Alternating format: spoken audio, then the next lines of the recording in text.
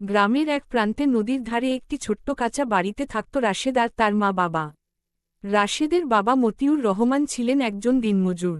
প্রতিদিন ভোরে কাজের খোঁজে বের হতেন। মা হালিমা খাতুন সংসারের কাজ সামলে গরু ছাগল দেখাশোনা করতেন। রাশেদ ছিল অষ্টম শ্রেণীর ছাত্র। খুব মেধাবী না হলেও সে ছিল পরিশ্রমী।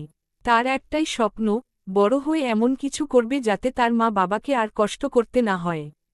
এক বছর বর্ষাকালে নদীতে ভয়ানক বন্যা হল। গ্রামের অনেক ঘরবাড়ি পানিতে ডুবে গেল। তাদের ঘরটিও ক্ষতিগ্রস্ত হল। বাবা কয়েকদিন কাজ পেলেন না।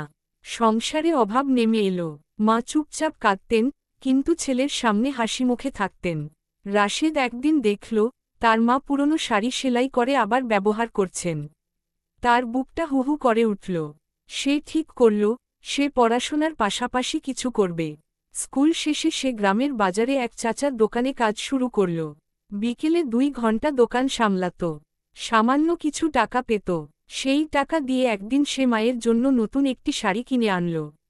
মা অবাক হয়ে বললেন, এই টাকা কোথায় পেলি? রাশেদ লজ্জা পেয়ে বলল, আমি কাজ করছি মা। তোমার হাসিটা দেখতে ইচ্ছে করছিল। মায়ের চোখ ভিজে গেল। বাবা ছেলের মাথায় হাত রেখে বললেন, তুই আমাদের গর্ব, বাবা। তবে পড়াশোনাটা আগে শেষ করবি। রাশেদ কথা দিল, সে পড়াশোনা কখনো ছাড়বে না। সে আরও মন দিয়ে পড়তে লাগল। পরের বছর সে পরীক্ষায় ভালো ফল করল। স্কুলে তার নাম ঘোষণা হল সেরা ছাত্রদের তালিকায়। সেদিন বাড়িতে কোনো বড় ভোজ ছিল না, দামি কিছু ছিল না। তবুও তাদের ঘর ভরে ছিল আনন্দে। মা নতুন শাড়ি পরে ছেলেকে জড়িয়ে ধরলেন।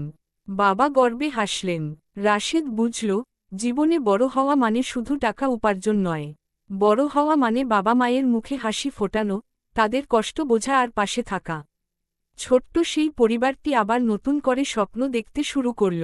কারণ তারা জানত, ভালোবাসা থাকলে যেকোনো কঠিন পথ সহজ হয়ে যায়।